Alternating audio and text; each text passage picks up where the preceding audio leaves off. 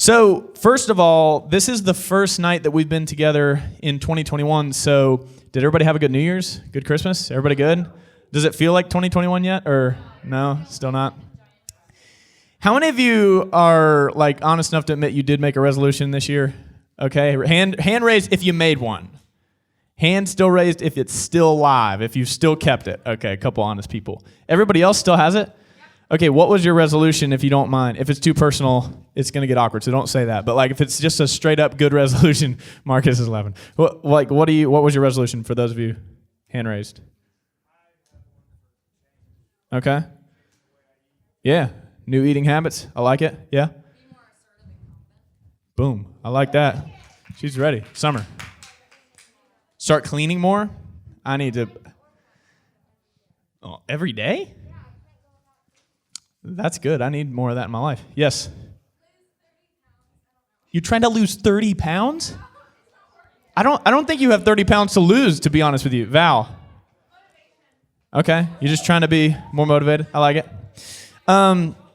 For those of you who have failed at your resolution, I do that every year. That's why I make like 10 and then I just kind of burn through them. That's just kind of the way I do it. But here's the deal. So obviously we're starting a new year. We've got a new set of Wednesday night movements coming up. By the way, we're every week like normal now, which is great. So there's no more time off for quite some time. All the students are like, yes. And the leader's like, yeah. So here's what we're doing. We're starting a new series tonight. We're calling it Take Back Your Life. If you attend on Sundays, if your family comes to our church on Sundays, we've been doing this in the main services, and also we're doing it with middle school too. But the idea of this series is like, if you think about 2020, right? Everybody can agree that it took a lot from everybody, right? Like 2020, just like, man, like so many negative things, so many things that got shut down. Huge bummer for those of the students that were seniors last year, because like everything changed, right? Prom and graduation and all that stuff. So 2020, definitely a year that took a lot away from us. And so this year it's like, all right, how can we as believers in Jesus take back a lot of stuff, and more so like on an internal level, because obviously you can't go back and, re-graduate, or for those of you who lost loved ones, like you can't bring them back, right? Which is super sad. But as on an internal level, like, all right, how can I change my perspective? How can I take back my joy? How can I take back my confidence and patience and all these other cool things? So that's what we're going to kind of look at in this series. I think it's going to be fun. I want to look at like a key verse. This is going to be the single verse that we kind of focus in on tonight. 2 Corinthians 10:5. It says, we demolish arguments and every pretension that sets itself up against the knowledge of God, and we take captive every thought to make it obedient to Christ. We take captive every thought to make it obedient to Christ. With this verse in mind, and with this series of Take Back Your Life, tonight I want to talk specifically about take back your mind, right? Pretty cool graphic, right? Little brain. Take back your mind. So specifically, when I say take back your mind, and when I talk about thoughts and what's going on in your mind, I naturally think of like, have any of you ever had somebody ask you, and this probably happened after you did something really stupid. Have you ever had somebody ask you, what were you thinking? Has this ever happened to you before? You ever had anybody, like, was it your parents, likely? You ever had this happen, though? They're like, what were you thinking? So for some of you are going to be like, gosh, Ray, it's like, you got to just quit saying this, man. You say it every week. But I've said it 1,000 times, so here's 1,001. So growing up, I always wanted to be a pro wrestler.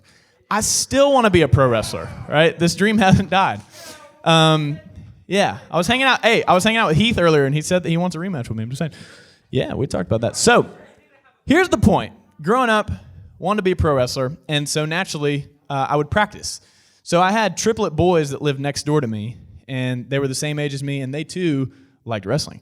So we had a couple other guys down the street and stuff, so we would wrestle in the backyard, right? And we would try and get better at doing moves, and we had no rings, so it's just straight up grass. That's the way it goes.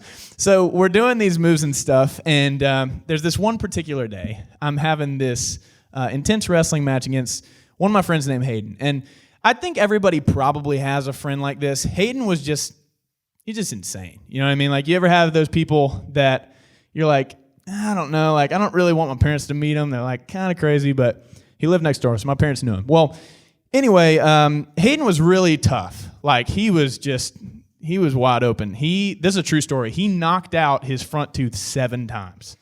That is not an exaggeration for me to make you laugh. 7 times he got his front tooth knocked out. And so one day I'm in this wrestling match with my buddy Hayden. And at one point, he's laying, because remember, we're in the backyard. He's laying on a picnic table. Like, he's just like stretched out. He's on the picnic table. And so we also had this swing set in my backyard at the time. And so I climbed up on the swing set, like on the monkey bars. And in my mind, I just had this thought. I'm like, dude, you should frog splash him through the table. Like, if you're, like, basically the idea is you just completely, like, whoosh, like chest to chest through the table. It's super cool. So it pops into my mind that I should do this. And I was really amped up because I had, like, 2 friends watching, so I had an audience. And so I climb up. Have you ever tried to climb something to jump off and you kind of try to spot your landing? You ever done this before? You're like, I don't know, how far do I jump out? So I'm I'm on top of it and I'm trying to spot it out. And then all of a sudden my back door opens and my dad, who usually doesn't care if we do stupid stuff, he sees me on top of this and he's just like, no. And I'm like, what? Like, why? This is like a great idea. So he gets really mad at me. He's like, dude, no, you can't do that. So later on in the evening, you're like, is your dad a surfer or something? Dude, no, I don't do that. So later on in the evening, he's like, Ridge, what were you thinking, like, when you went up there to do that? Like, what? Like, how does that even get through your mind that you're going to climb up on this swing set and, like, try to splash the neighbor who loses his tooth every week through the table? So he asked me that, and it got me thinking about how every single decision, choice, word that you speak, every single decision you make starts as a thought in your mind. Has that ever occurred to you before? Like, in order for you to decide to do it, it started as a thought in your brain that you went, yep, okay, that sounds good. So, like, for me, I didn't accidentally climb up that swing set to try to frog splash my friend. Like, the thought popped into my mind, and I was like, this is awesome. Let's do it. I would probably try it again. But the point is, when you have a thought in your mind, it's important to recognize that it has the power to become a decision or a choice that you make down the road. With that in mind, I want to look again at this verse that we've already read, and specifically the second half of it, right? So it says, and we take captive every thought to make it obedient to Christ. So when you think about this phrase, take captive, I don't know what maybe comes to your mind when you think about the word captivity or take captive. Maybe like if anybody like war movies in here, so maybe you think of like prisoners of war. Obviously, you could be taken captive to the enemy camp. The other thing would be like petting zoos. Anybody ever been to riverbanks? And yeah, so the idea is if an animal's in captivity, it's in a cage, right? Like that's just is what it is. It's not just roaming everywhere. It's in a designated spot. So with these 2 kind of little examples in mind, here's kind of what it means to take captive in light of this verse. To take captive is to take control, right? So if you think about if a prisoner can only go as far as the guard allows them to go, or an animal in a cage can only go as far as their enclosure allows them to walk, right? The idea in this verse is that we as Christians who believe in Jesus and have been saved by him and who have his Spirit living within us to empower us to do all these things, we then can take control of how far certain thoughts go in our minds. Does that make sense?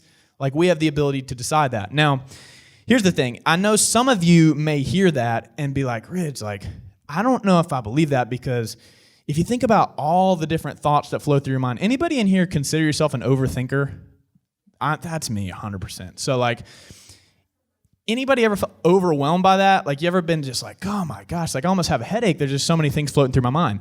Well, here's what like scientists, researchers have actually discovered. The human person has anywhere between 10,000 and 50,000 thoughts every single day. And some people think it's actually more than 50,000. But think about how many thoughts, like, that's not even 24 hours because you're sleeping some of that time, right? But imagine how many thoughts flow through your mind every single day. And so naturally, when you read a verse that says, take captive of your thoughts, you're like, man, I don't even know how to, like, I don't think I can do that, right? But here's what I want you to think about tonight.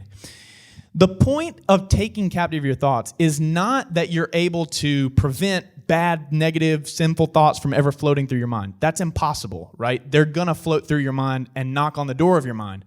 But the point is we have the control to decide how far those things go, right? We have the ability to decide what we do when that thought knocks on our door.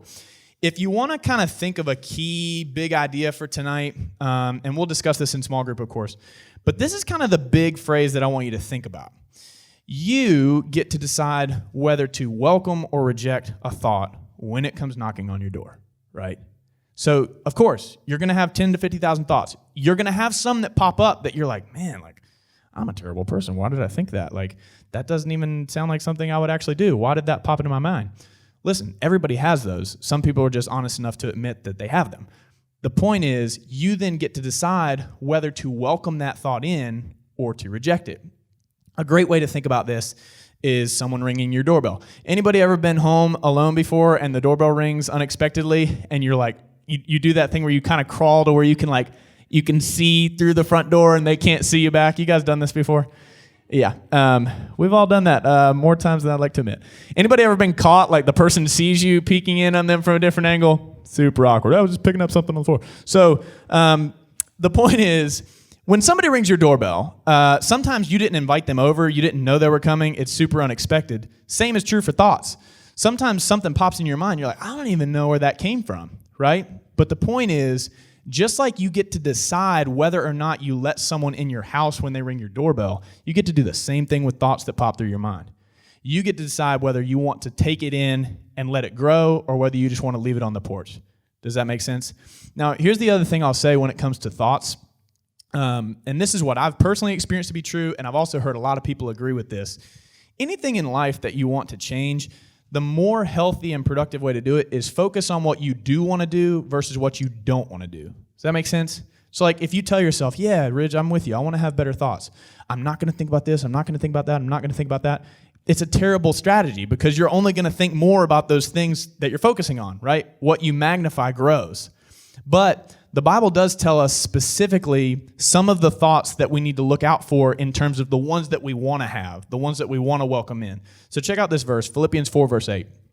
It says, finally, my brothers and sisters, whatever is true, whatever is noble, whatever is right, whatever is pure, whatever is lovely, whatever is admirable, if anything is excellent or praiseworthy, all the good stuff, think about that, right?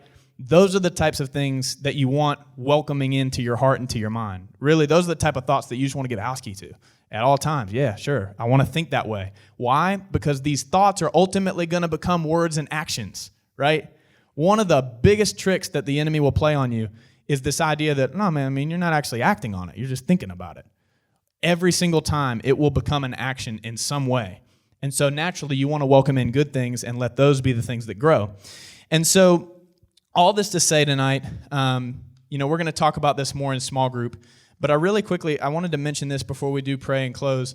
I think some people, and I'm an overthinker like I just said, and I think some of us maybe get a little disappointed or discouraged is a better word. We get a little discouraged because we're like, man, Rich, I understand what you're saying, but bro, it seems like sometimes I wake up in the morning, I got negative thoughts already trying to attack me, man, and it feels like so overwhelming and so hard to deal with. And to go back to that doorbell analogy, have you ever seen somebody that like rings a doorbell more than once?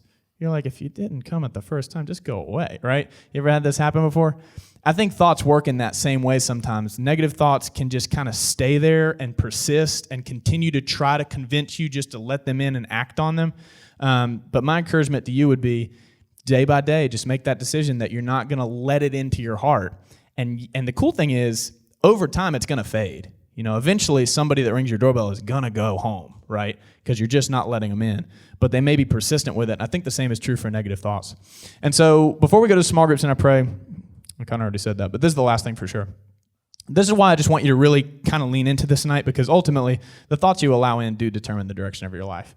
And I know that sounds like such a churchy thing to say, but that really is so true. If the thought life ultimately determines the direction of your words, your actions, your choices. And so that's why it's so important. Let me pray for you, and then we're going to go to small group. Lord, thank you for tonight. Thank you for the chance to ultimately take time to think about the importance of what we think about. And Lord, I just pray for everybody in here. I know that it's hard sometimes because it's easy for negative thoughts to honestly feel like they're dominating us. But Jesus, we're just so thankful that because of you and our faith in you, that does not have to be the case. We have the power to reject thoughts that don't belong and to welcome in the thoughts that need to be in our minds and our hearts.